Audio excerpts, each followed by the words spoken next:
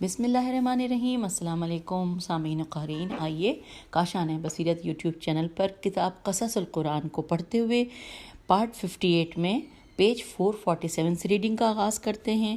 Heading ہے جنگ احزاب قرآن کی روشنی میں۔ اس سے پہلے ہم جنگ احزاب کے بارے میں تفصیلات جان چکے ہیں، لیکن اب قرآن کے حوالے میں کی روشنی میں پڑھیں گے۔ لکھا ہے قرآن کا ماجرا تفصیل سے بیان، قرآن اس کا ماجرا تفصیل سے بیان کرتے ہوئے کہتا ہے انورٹڈ کاما، اے وہ لوگ جو ایمان لائے ہو، اپنے اوپر خدا کی عظیم نعمت کو یاد کرو اس موقع پر جب کہ عظیم لشکر تمہاری طرف آئے، انورٹڈ کاما کلوز۔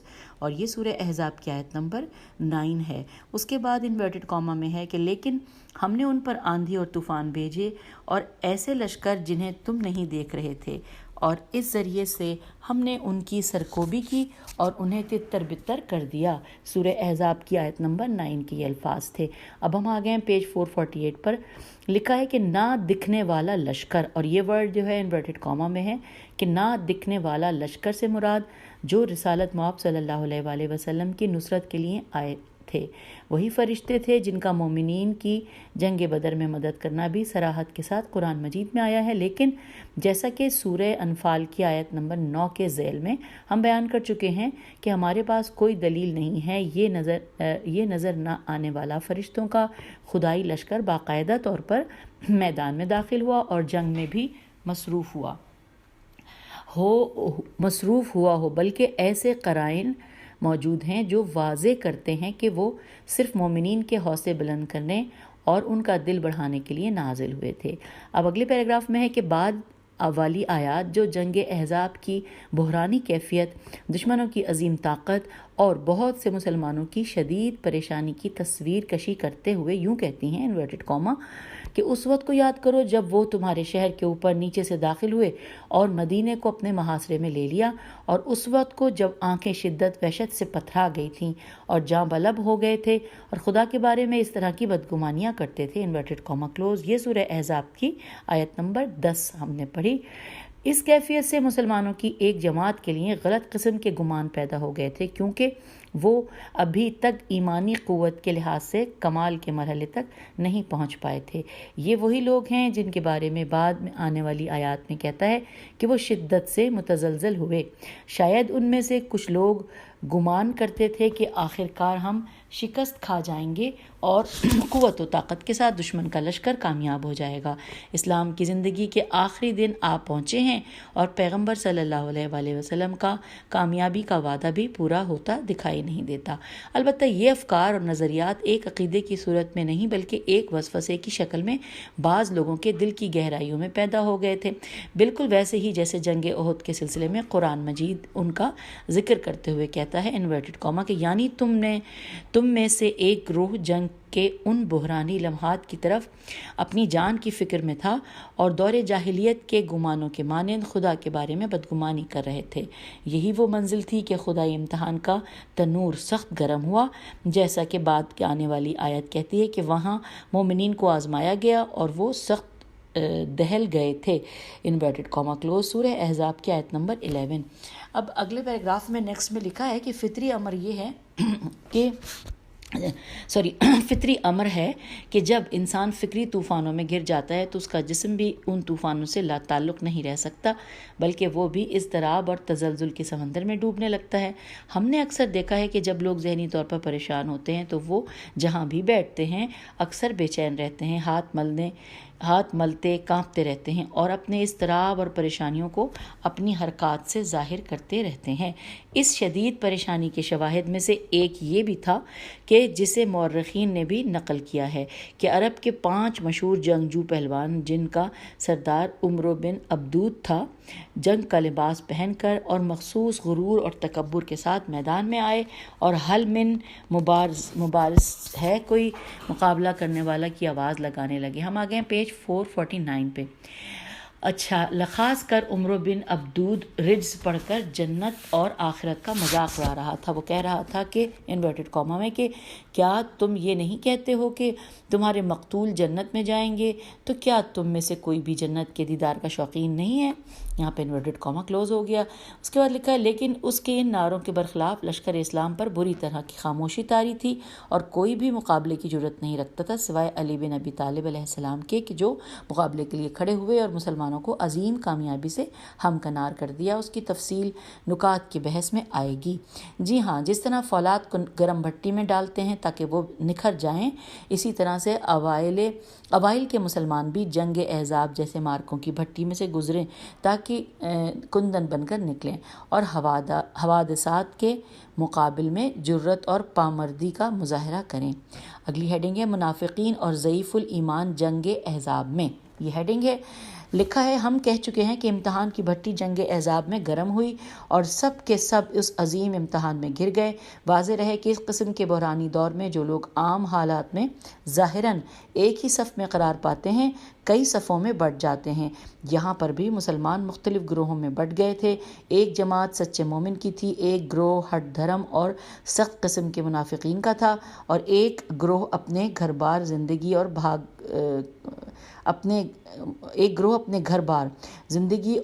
بھاگ کھڑے ہونے کی فکر میں تھا، اور کچھ لوگوں کی یہ کوشش تھی کہ دوسرے لوگوں کو جہاد سے روکیں، اور ایک گروہ اس کوشش میں مصروف تھا کہ منافقین کے ساتھ اپنے رشتے کو محکم کریں۔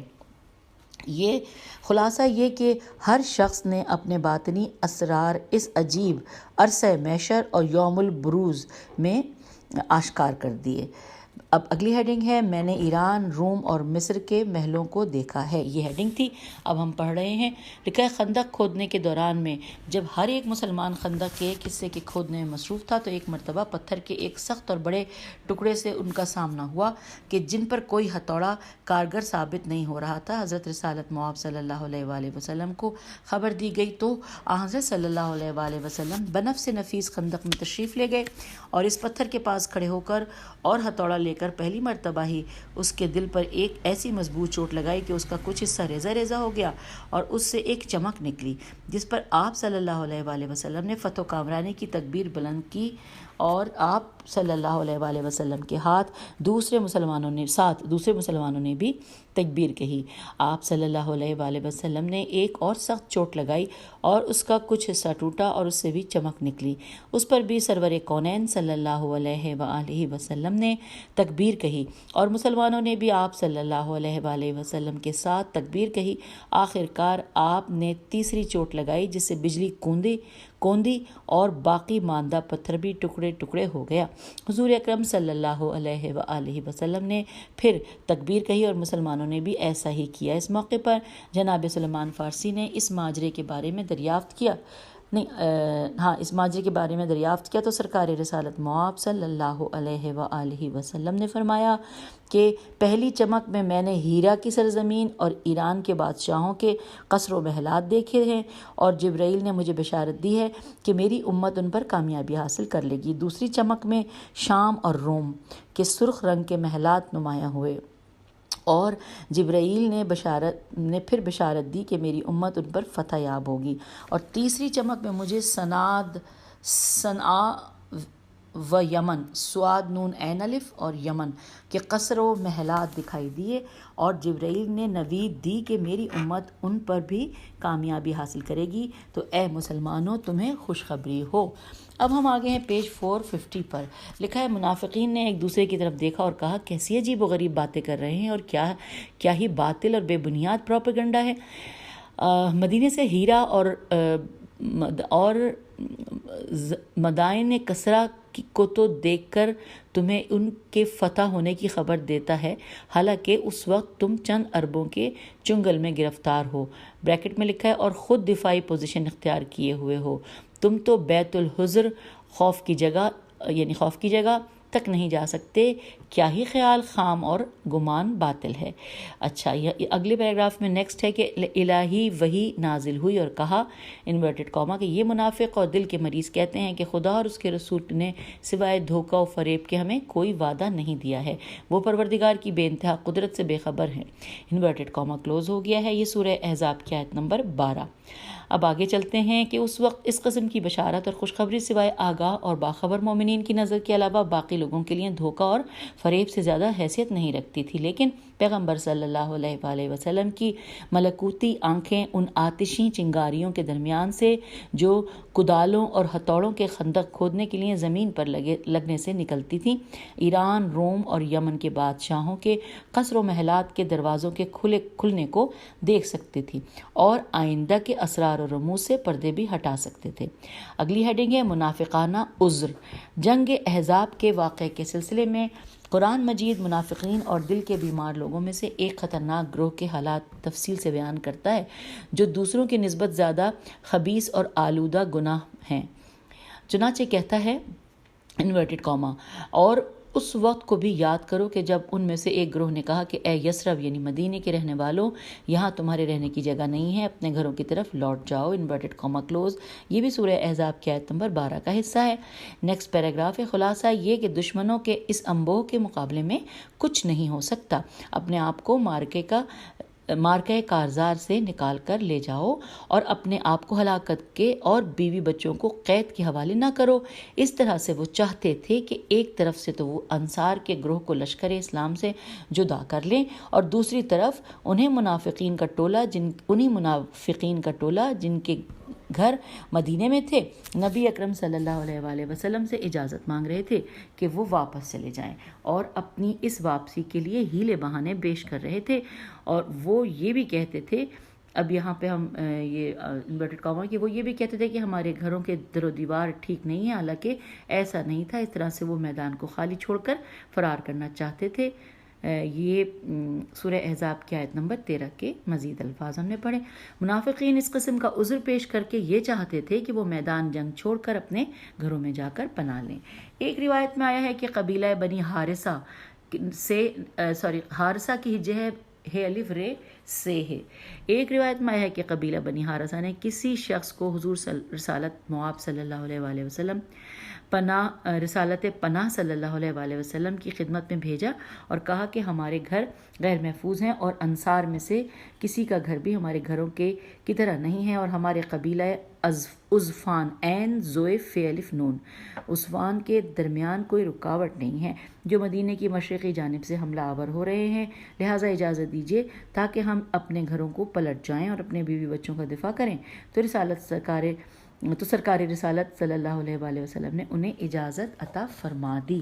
پیج 451۔ جب یہ بات انصار کے سردار ماد بن معاذ کے گوش گزار ہوئی تو انہوں نے پیغمبر اسلام صلی اللہ علیہ وآلہ وسلم کی خدمت میں عرض کیا کہ سرکار انہیں اجازت نہ دیجیے، بخدا آج تک جب بھی کوئی مشکل درپیش آئی تو ان لوگوں نے یہی بہانہ تراشا ہے، یہ جھوٹ بولتے ہیں۔ اور یہ سورہ احزاب کی آیت نمبر 14 کے الفاظ۔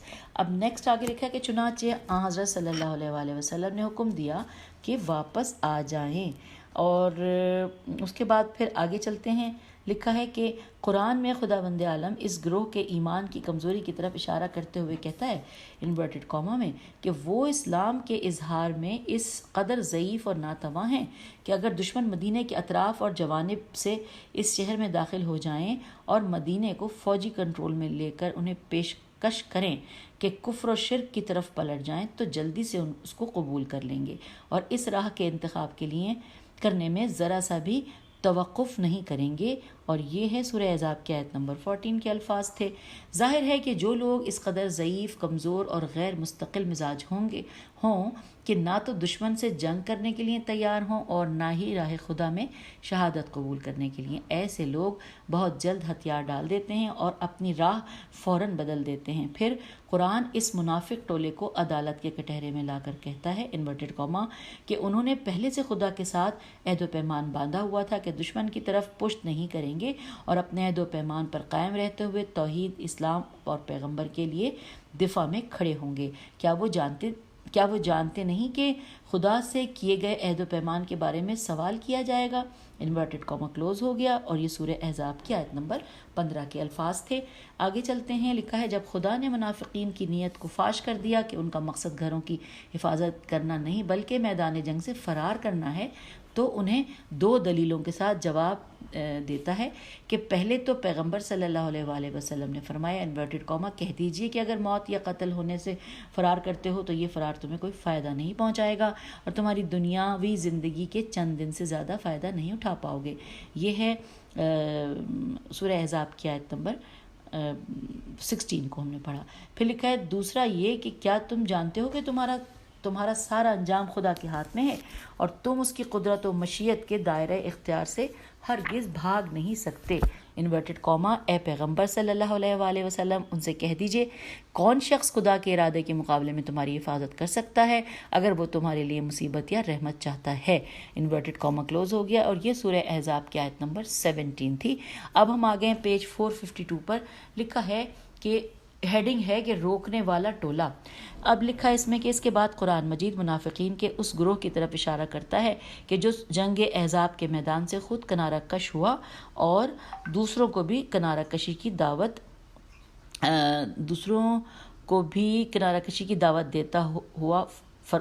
دیتا ہو فرماتا ہے انورٹڈ کاما میں کہ خدا تم میں سے اس گروہ کو جانتا ہے جو کوشش کرتے تھے کہ لوگوں کو جنگ سے منحرف کر دیں، اور اسی طرح سے ان لوگوں کو بھی جانتا ہے کہ جو اپنے بھائیوں سے کہتے تھے کہ ہماری طرف آؤ اور اس خطرناک جنگ سے دستبردار ہو جاؤ۔ اور اس کے بعد لکھا ہے وہی لوگ جو اہل جنگ نہیں ہیں سوائے کم مقدار کے، اور وہ بھی بطور جبر و کراہ یا دکھاوے کے جنگ کے لیے نہیں جاتے۔ اور یہ سورہ احزاب کی آیت نمبر 18 کو ہم نے پڑھا۔ ہم ایک روایت میں پڑھتے ہیں کہ ایک صحابی رسول کے ایک صحابی رسول کسی ضرورت کے تحت میدان احزاب سے شہر میں آیا ہوا تھا۔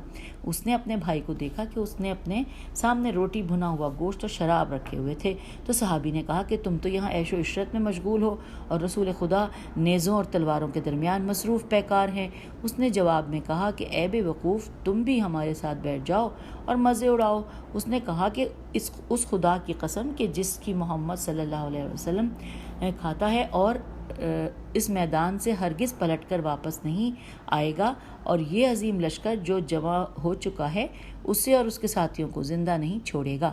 یہ سن کر وہ صحابی کہنے لگا تو بکتا ہے، خدا کی قسم میں بھی رسول اللہ صلی اللہ علیہ وآلہ وسلم کے پاس جا کر تمہاری اس گفتگو سے باخبر کرتا ہوں۔ چنانچہ انہوں نے بارگاہ رسالت میں پہنچ کر تمام ماجرا بیان کر دیا۔ اچھا، اب اگلی ہیڈنگ ہے کہ وہ ہرگز ایمان نہیں لائے۔ قرآن فرماتا ہے کہ ان تمام انورٹڈ کاما میں کہ ان تمام رکاوٹوں کا باعث یہ ہے کہ وہ تمہاری بابت تمام چیزوں میں بخیل ہیں۔ انورٹڈ کاما کلوز، سورہ احزاب کی آیت نمبر 19۔ نہ صرف میدان جنگ میں جان قربان کرنے میں بلکہ وسائل جنگ مہیا کرنے کے لیے مالی امداد اور خندق کھودنے کے لیے جسمانی امداد حتیٰ کہ فکری امداد مہیا کرنے میں بھی بخل سے کام لیتے ہیں۔ ایسا بخل جو ہرس کے ساتھ ہوتا ہے، اور ایسا ہرس جس میں روز بروز اضافہ ہوتا رہتا ہے۔ ان کے بخل اور ہر قسم کے اثار سے دریغ کرنے کے بیان کے بعد ان دوسرے اوصاف کو جو ہر عہد اور ہر دور کے منافقین کے لیے تقریباً عمومیت کا درجہ رکھتے ہیں بیان کرتے ہوئے کہتا ہے انورٹڈ کاما کہ جس وقت خوفناک اور بحرانی لمحات آتے ہیں تو وہ اس قدر بزدل اور ڈرپوک ہیں کہ آپ دیکھیں گے کہ وہ آپ کو دیکھ رہے ہیں، حالانکہ ان کی آنکھوں میں ڈھیلے بے اختیار گردش کر رہے ہیں، اس شخص کی طرح جو جان کنی میں مبتلا ہو۔ انورٹڈ کاما کلوز، یہ سورہ احزاب کی آیت نمبر 19۔ اب آ جائیے پیج 453 پر۔ چونکہ وہ صحیح ایمان کے مالک نہیں ہیں اور نہ ہی زندگی میں ان کا کوئی مستحکم سہارا ہے، جس وقت کسی سخت حادثے سے دوچار ہوتے ہیں تو وہ لوگ بالکل اپنا توازن کھو بیٹھتے ہیں، جیسے ان کی روح قبض ہی ہو جائے گی۔ اور پھر مزید کہتا ہے انورٹڈ کاما میں کہ لیکن یہی لوگ جس وقت طوفان رک جاتا ہے اور حالات معمول پر آ جاتے ہیں تو تمہارے پاس یہ توقع لے کر آتے ہیں کہ گویا جنگ کے اصلی فاتح یہی ہیں، اور قرض خواہوں کی طرح پکار کر سخت اور درست الفاظ کے ساتھ مال غنیمت سے اپنے حصے کا مطالبہ کرتے ہیں اور اس میں سخت گیر، بخیل اور حریص ہیں۔ انورٹڈ کاما کلوز، سورہ احزاب آیت نمبر 19 ہی کا یہ حصہ ہم نے پڑھا۔ آخر میں ان کی آخری صفت کی طرف جو در حقیقت میں ان کی تمام بدبختیوں کی جڑ اور بنیاد ہے اشارہ کرتے ہوئے فرماتا ہے انورٹڈ کوما کہ وہ ہرگز ایمان نہیں لائے اور اسی بنا پر خدا نے ان کے اعمال نیست و نابود کر دیے ہیں، کیونکہ ان کے اعمال خدا کے لیے نہیں ہیں اور ان میں اخلاص نہیں پایا جاتا، انورٹڈ کوما کلوز۔ سورہ احزاب آیت نمبر 19 ہی کا یہ بھی حصہ ہم نے پڑھا۔ پھر انورٹڈ کوما میں ہے کہ وہ اس قدر وحشت زدہ ہو چکے ہیں کہ احزاب اور دشمن کے لشکروں کے پراگندہ ہو جانے کے بعد بھی یہ تصور کرتے ہیں کہ ابھی وہ نہیں گئے، انورٹڈ کوما کلوز ہو گیا۔ سورہ احزاب کی یہ آیت نمبر 20 کا حصہ تھا۔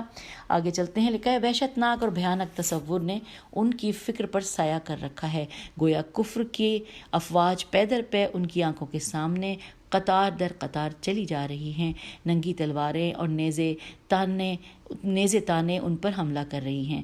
یہ بزدل، جھگڑالو، ڈرپوک منافق اپنے سائے سے بھی ڈرتے ہیں۔ جب کسی گھوڑے کے ہنہنانے یا کسی اونٹ کے بلبلانے کی آواز سنتے ہیں تو مارے خوف کے لرزنے لگتے ہیں کہ شاید احزاب کے لشکر والے آ رہے ہیں۔ اس کے بعد کہتا ہے انورٹڈ کوما میں کہ اگر احزاب دوبارہ پلٹ آ جائے تو وہ اس بات پر تیار ہیں کہ بیابان کا رخ کر لیں اور بادیہ نشین بدوؤں کے درمیان منتشر ہو کر پنہا ہو جائیں، ہاں وہ چلے جائیں اور وہاں جا کر رہیں اور ہمیشہ تمہاری خبروں کے جو یار ہیں۔ انورٹڈ کوما یہاں پہ کلوز ہو گیا ہے۔ یہ سورہ احزاب کی آیت نمبر 20 کا حصہ تھا جو ہم نے پڑھا۔ ہر مسافر سے تمہاری ہر پل کی خبر کے جو یار ہیں، ایسا نہ ہو کہ کہیں جویا رہیں، یا پتہ نہیں جو یہی ہوگا کہ کہیں احزاب ان کی جگہ کے قریب آ جائیں اور ان کا سایہ ان کے گھروں کی دیوار پر آ پڑے اور تم پر یہ احسان جتلائیں کہ وہ ہمیشہ تمہاری حالت اور کیفیت کے بارے میں فکر مند تھے۔ اور آخری جملے میں کہتا ہے انورٹڈ کوما بالفرض وہ فرار بھی نہ کرتے اور تمہارے درمیان ہی رہتے، پھر بھی سوائے تھوڑی سی جنگ کے وہ کچھ نہ کر پاتے، انورٹڈ کوما کلوز۔ اور یہ سورہ احزاب کی آیت نمبر 20 ہے۔ اور پھر چلیے آگے کی طرف چلتے ہیں، لکھا ہے نہ ان کے جانے سے تم پریشان ہونا اور نہ ہی ان کے موجود رہنے سے خوشی منانا، کیونکہ نہ تو وہ ان کی قدر و قیمت ہے اور نہ ہی کوئی خاص حیثیت، بلکہ ان کا نہ ہونا ان کے ہونے سے بہتر ہے۔ اب آئیے پیج 454 پر، ان کی یہی تھوڑی سی جنگ بھی خدا کے لیے نہیں بلکہ لوگوں کی سرزنش اور ملامت کے خوف اور ظاہرداری یا ریاکاری کے لیے ہے، کیونکہ اگر خدا کے لیے ہوتی تو اس کی کوئی حد انتہا نہ ہوتی اور جب تک جان میں جان ہوتی وہ اس میدان میں ڈٹے رہتے۔ تو یوں یہ بات مکمل ہوئی، کیونکہ اگلی ہیڈنگ ہے جنگ احزاب میں سچے مومن کا کردار۔ آئیے پڑھتے ہیں، لکھا ہے اب تک مختلف گروہوں اور ان کے جنگ احزاب میں کارناموں کے بارے میں گفتگو ہو رہی تھی، جن میں ضعیف الایمان مسلمان، منافق، کفر و نفاق کے سرغنہ اور جہاد سے روکنے والے شامل ہیں۔ قرآن مجید اس گفتگو کے آخر میں سچے مومن، ان کی بلند حوصلوں، پامردیوں، جرتوں اور اس عظیم جہاد میں ان کی دیگر خصوصیات کے بارے میں گفتگو کرتا ہے۔ اس بحث کی تمہید کو پیغمبر اسلام صلی اللہ علیہ وآلہ وسلم کی ذات سے شروع کرتا ہے، جو مسلمانوں کے پیشوا، سردار اور اسوہ کامل تھے۔ خدا کہتا ہے انورٹڈ کوما تمہارے لیے رسول اللہ صلی اللہ علیہ وآلہ وسلم کی زندگی اور میدان احزاب میں ان کا کردار ایک اچھا نمونہ اور اسوہ ہے ان لوگوں کے لیے جو رحمت خدا اور روز قیامت کی امید رکھتے ہیں اور خدا کو بہت زیادہ یاد کرتے ہیں۔ انورٹڈ کوما یہاں پر کلوز ہو گیا۔ یہ سورہ احزاب کی آیت نمبر 11 کا حصہ ہم نے پڑھا۔ لکھا ہے تمہارے لیے بہترین اسوہ اور نمونہ، یہ صرف اس میدان میں بلکہ ساری زندگی پیغمبر اسلام کی ذات والا صفات ہے۔ آپ کے بلند حوصلے، صبر و استقامت، پائمردی، زیرک ہونا یعنی دانائی، خلوص، خدا کی طرف توجہ، حادثات پر کنٹرول، مشکلات اور مصائب کے آگے سر تسلیم خم نہ کرنا، غرض یہ کہ ان میں سے ہر ایک چیز مسلمانوں کے لیے نمونے کامل اور اسوہ حسنہ ہے۔ وہ ایسا عظیم ناخدا ہے کہ جب اس کی کشتی سخت ترین طوفان میں گر جاتی ہے تو ذرہ برابر بھی کمزوری، گھبراہٹ اور سراسیمگی کا مظاہرہ نہیں کرتا۔ وہ کشتی کا ناخدا بھی ہے اور اس کا قابل اعتماد لنگر اور چراغ ہدایت بھی۔ وہ اس میں بیٹھنے والوں کے لیے آرام و سکون کا باعث بھی ہے اور ان کے لیے راحت جان بھی۔ اب نیکسٹ پیراگراف میں لکھا ہے کہ وہ دوسرے مومنین کے ساتھ مل کر کدال ہاتھ میں لیتا ہے اور خندق کھودتا ہے، بیلچے کے ساتھ پتھر اکھاڑ کر خندق سے باہر ڈال آتا ہے، اپنے اصحاب کے حوصلے بڑھانے اور ٹھنڈے دل سے سوچنے کے لیے ان سے مزاح بھی کرتا ہے، ان کے قلب و روح کو گرمانے کی حربی اور جوش و جذبے دلانے والے اشعار بھی پڑھ کر انہیں ترغیب دلاتا ہے، ذکر خدا کرنے پر مسلسل اصرار کرتا ہے اور انہیں درخشاں مستقبل اور عظیم فتوحات کی خوشخبری دیتا ہے، انہی منافقوں کی سازشوں سے متنبہ کرتا ہے اور ان سے ہمیشہ خبردار رہنے کا حکم دیتا ہے، صحیح حربی طریقوں اور بہترین فوجی چالوں کو انتخاب کرنے سے ایک لمحہ بھی غافل نہیں رہتا، اس کے باوجود مختلف طریقوں سے دشمن کی صفوں میں شگاف ڈالنے سے بھی نہیں چوکتا۔ جی ہاں، وہ مومنین کا بہترین مقتدی ہے اور ان کے لیے اسوہ حسنہ ہے، اس میدان میں بھی اور دوسرے تمام میدانوں میں بھی۔